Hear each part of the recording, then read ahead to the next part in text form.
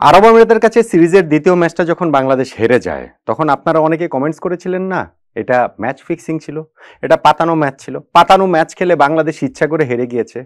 আমি তখন কি বলেছিলাম মনে আছে তো? বাংলাদেশের আরব আমিরাতের কাছে হারতে ম্যাচ ফিক্সিং করা লাগে না, পাতানো ম্যাচ খেলা লাগে না। আমরা আমাদের অসামর্থ্য দিয়ে, আমরা আমাদের অদক্ষতা দিয়ে এমনিতেই হারতে পারি। প্রমাণ হলো তো। একটা ম্যাচ হারকে আপনি অঘটন বলতে পারেন, বা কোট আনকোট আপনার ভাষায় ম্যাচ ফিক্সিং বলতে পারেন, যে ইচ্ছা করে হেরে গেছে। কিন্তু যখন পরপর দুইটা ম্যাচ হেরে যাবে একটা দল, যখন সিরিজে 3 ম্যাচের মধ্যে 2টাতে হারবে, তখন আর সেইটাকে অঘটন বলার যেমন কোনো উপায় নেই। আবার এটাও বিশ্বাস করতে বলবেন না যে না, বাংলাদেশ ম্যাচ পাতানো ম্যাচ খেলে আসলে হেরে গিয়েছে। আসলে আমাদের ক্রিকেটটার এরকমই যাচ্ছে তাই অবস্থা। আমরা গত বছর যুক্তরাষ্ট্রের কাছে সিরিজ হেরেছি, এই বছর আরব আমিরাতের কাছে সিরিজ হারলাম। আমাদের ক্রিকেটের একটা নিউ লো আমরা দেখতে পেলাম, এবং সেইটা আসলে অব্যাহতই থাকবে যতদিন পর্যন্ত না ডিকশনারি থেকে লজ্জা শব্দটি আমাদের ক্রিকেটার ক্রিকেট সংশ্লিষ্টদের মননের মধ্যে, চিন্তার মধ্যে আসে। এই শব্দটি এখনো আসছে বলে মনে হয় না বলে এই সিরিজ পরাজয়ের ম্যাচেও আমাদের ক্যাপ্টেন লিটন কুমার দাস আবারও সেই ডিউ ফ্যাক্টরের কথা বলেন, আবারও সেই শিশিরের অজুহাতটাকে সামনে নিয়ে আসেন। দেখেন ভাই, শিশির একটা ফ্যাক্টর ছিল। অবশ্যই 3টা ম্যাচে বাংলাদেশ টসে হেরেছে, আমাদের পরের ইনিংসে বোলিং করতে হয়েছে, এইটা আমাদের জন্য অসুবিধা ছিল, আমাদের জন্য বেকায়দার ছিল। কিন্তু আরব আমিরাতের বিপক্ষে আমরা ম্যাচ হারা এবং সিরিজ হারাতে যদি এই ডিউ ফ্যাক্টরকে সামনে নিয়ে আসি, সেইটা তো আসলে লজ্জাজনক। এবং বললাম, লজ্জা থাকলে না লজ্জাজনক হবে, সেই লজ্জার জায়গা তো কোথাও দেখতে পাচ্ছি না। আমরা সিরিজের দ্বিতীয় ম্যাচটা 205 রান করেও হেরে গেছে, তৃতীয় ম্যাচে আমরা যে 162 রান করেছি সেইটা তো নিতান্তই ভাগ্যজোরে, অথবা ভাগ্যজোরে বলাটা আবার ঠিক হলো না, আমাদের পরের দিকে শেষ 2 উইকেট পার্টনারশিপের সেই দৃঢ়তায়। তা না হলে তো আমরা 100 রানের মধ্যেই গুটিয়ে যেতে পারতাম। ভাই, আমাদের যে 84 রানে 7 উইকেট পড়েছিল, সেই জায়গাটাতে আপনি আমাকে বলেন ডিউ ফ্যাক্টরের কি রোলটা ছিল? আমাদের এইখানটাতে যা যা হয়েছে, আমাদের ব্যাটিংয়ে যে কলাপসটা হয়েছে, সেইটা তো একেবারে ন্যাক্কারজনক। আপনি কার কথা বলবেন? পারভেজ হোসেন ইমন প্রথম ম্যাচে তিনি এরকম সেঞ্চুরি করেছেন, সেকেন্ড ম্যাচে তার একটু আনকমফোর্টেবল অবস্থায় তিনি ছিলেন, যেই কারণে ওই ফিটনেস টেস্টে উতরে গেলেও টিম ম্যানেজমেন্ট তাকে খেলানোর ঝুঁকি নেয়নি। থার্ড ম্যাচে তাকে আবার খেলিয়েছে, সেইখানে তিনি প্রথম বলটাতেই হচ্ছে গিয়ে বিগ শট খেলার চেষ্টায় লং অফে ক্যাচ দিয়ে আউট হয়ে গেলেন। সেঞ্চুরির পরে 0, অনেক হাইয়ের পরে অনেক লো। এবং আমাদের ক্রিকেটারদের ক্ষেত্রে, ক্রিকেটের ল অফ অ্যাভারেজে সেটা হতে পারে, কিন্তু আমাদের ক্রিকেটারদের ক্ষেত্রে টাইমে না কিন্তু যেটা আমরা দেখেছি সেটা হচ্ছে গিয়ে ইররেসপন্সিবিলিটি, দায়িত্ব জ্ঞানহীনতা। আমি একটা ম্যাচে স্কোর করেছি, তার মানে এখন তো আর আমার দলে জায়গা নিয়ে, একাদশের জায়গা নিয়ে কোনো রকম কোনো প্রশ্ন নাই, ফলে আমি যা খুশি তাই করতে পারি। ওই যা খুশি তা করার লাইসেন্সেই পারভেজ হোসেন ইমন ওইভাবে আউট হয়ে গেছেন। লিটন দাস ক্যাপ্টেন, এইরকম বাজে ফর্মের মধ্যে ভাই তাকে ক্যাপ্টেন্সি দিয়েছে বাংলাদেশ ক্রিকেট বোর্ড। তারা কি আশা করে দিয়েছে যে লিটন দাসের ব্যাটে ক্যাপ্টেন্সির রেসপন্সিবিলিটি থেকে আবার সেই রানের ফুল ঝরে ছুটতে শুরু করবে? কিসের কি? পুরো সিরিজটাই লিটন ব্যর্থ, এই ম্যাচটাতেও তিনি ব্যর্থ হলেন। প্যাডেল সুইপ তিনি যেভাবে করতে গিয়েছেন এবং যেইভাবে তিনি এলবিডব্লিউ হয়ে গিয়েছেন, এইটা আসলে আনলাকি বলার কোনো উপায় নাই। হায়দার আলী, যার এই সিরিজেই এই বাহাতি স্পিনারের ডেবু হয়েছে, 30 বছর বয়সী বাহাতি স্পিনার, আপনারা দাবি করতে পারেন যে বাংলাদেশের বিপিএল এ কিংবা ডিপিএল এ প্রতি টিমে এরকম 1-2জন করে বাহাতি স্পিনার এই মানের থাকেন, দাবি করতে পারেন, কিন্তু সেই দাবিতে আসলে এখন খুব একটা কিছু যায় আসে না। কেননা তাদের সামনে দাঁড়িয়েই আমাদের ক্যাপ্টেনের পা কাঁপতে থাকে এবং তিনি এইভাবে এলবিডব্লিউ হয়ে যান। আমাদের তাওহিদ হৃদয় এইভাবে গিয়ে তাকে চার্জ করতে গিয়ে তিনিও এলবিডব্লিউ হয়ে যান। এই বোলার, যে এই বাহাতি স্পিনার, তার হচ্ছে গিয়ে প্রথম মানে ক্যারিয়ারের এটা ফার্স্ট সিরিজ, 30 বছর বয়সে ডেবু, তিনি 4 ওভার বোলিং করে মাত্র 7 রান দিয়ে 3টা উইকেট নেন। বুঝতে পারছেন আমাদের ব্যাটিং এর, আমাদের ব্যাটসম্যানদের কি দুর্দশা?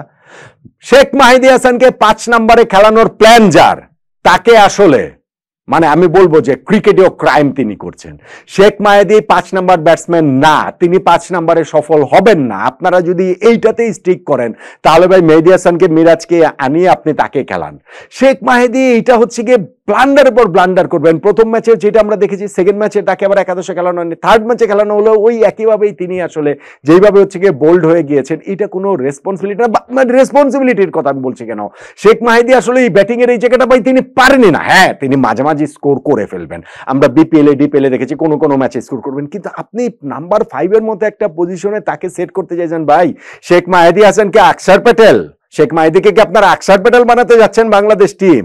সামর্থ্যের জায়গাটা বুঝতে হবে, না বুঝে যদি এরকম করেন তাহলে এরকম ব্লান্ডারই আসলে হতে থাকবে।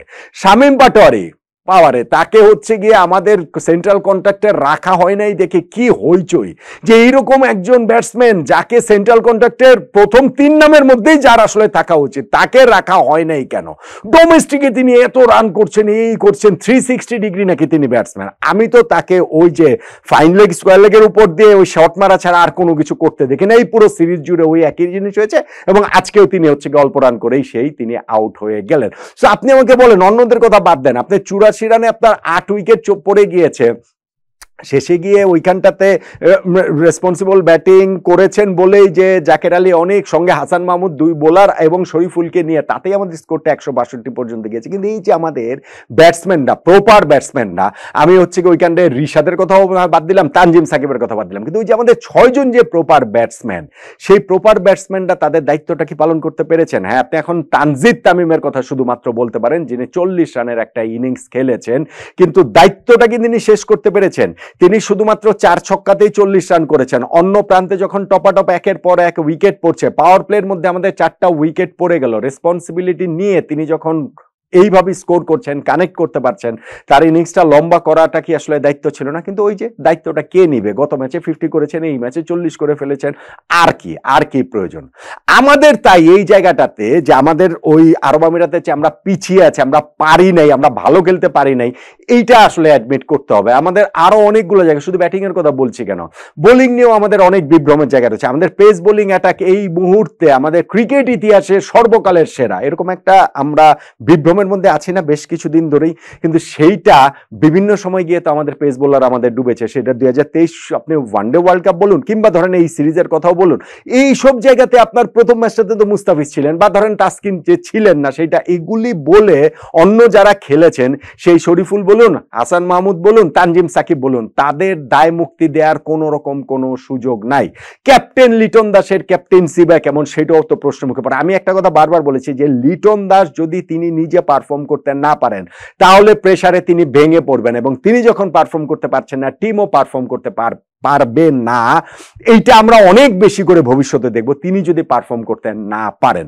ফলে আরব আমিরাতের কাছে এই ম্যাচে হেরে যাওয়াটা, আমি ভেবেছিলাম যে সেকেন্ড ম্যাচের অন্তত পক্ষে পরে গিয়ে থার্ড ম্যাচে গিয়ে 2 হাত তুলে আমাদের ক্যাপ্টেন লিটন দাস স্বীকার করে নেবেন যে আমরা পারিনি, আমরা ব্যর্থ হয়েছি, আরব আমিরাত আমাদের চেয়ে অনেক ভালো খেলেছে, আরব আমিরাত আমাদের চেয়ে অনেক বেটার টিম, র্যাঙ্কিং এখানে ম্যাটার করে না। কিন্তু সেইটা না বলে রিউ ফ্যাক্টরকে যেভাবে তিনি বারবার সামনে নিয়ে এসেছেন, আজকেও সামনে নিয়ে এসেছেন, ওইটা ফ্যাক্টর, কিন্তু সেই ফ্যাক্টরটাকে সামনে নিয়ে এসে নিজেদের যে ক্রিকেটীয় ক্রাইমগুলো ঢাকার চেষ্টা তারা করেছেন, সেই চেষ্টা করতে থাকলে বাংলাদেশ ক্রিকেট ক্রমশ অন্ধকার থেকে আরো অন্ধকারে তলিয়ে যাবে, অতল থেকে আরো অতলে আসলে তলিয়ে যাবে। ততক্ষণ পর্যন্ত এই আমাদের ক্রিকেটাররা, ক্রিকেট প্রশাসকরা, ক্রিকেট সংশ্লিষ্টরা, সিলেকশন প্যানেল, বোর্ডের ডিরেক্টর, তারা সবাই যে কলার উঁচা করে বড় বড় কথাই শুধুমাত্র বলতে থাকবেন, এবং বলতে থাকবেন আরব আমিরাতের কাছে এই পরাজয় বিব্রতকর কোনো কিছু না, বিব্রতকর কিছু নেই, যেটা হচ্ছে রাজবাউদ্দিন ফাহিম ভাই বলেছেন।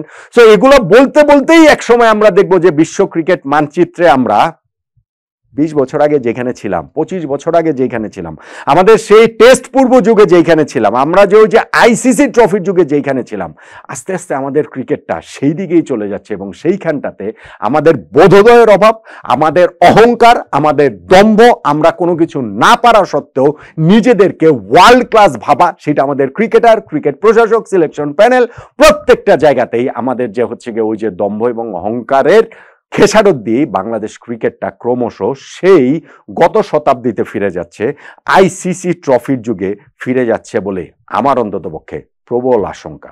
সে আশঙ্কার সঙ্গে আপনি কি একমত হবেন না? আরব আমিরাতের কাছে এইরকম ন্যাক্কারজনক, লজ্জাজনক সিরিজ পরাজয়ের পরও, বলুন তো দেখি।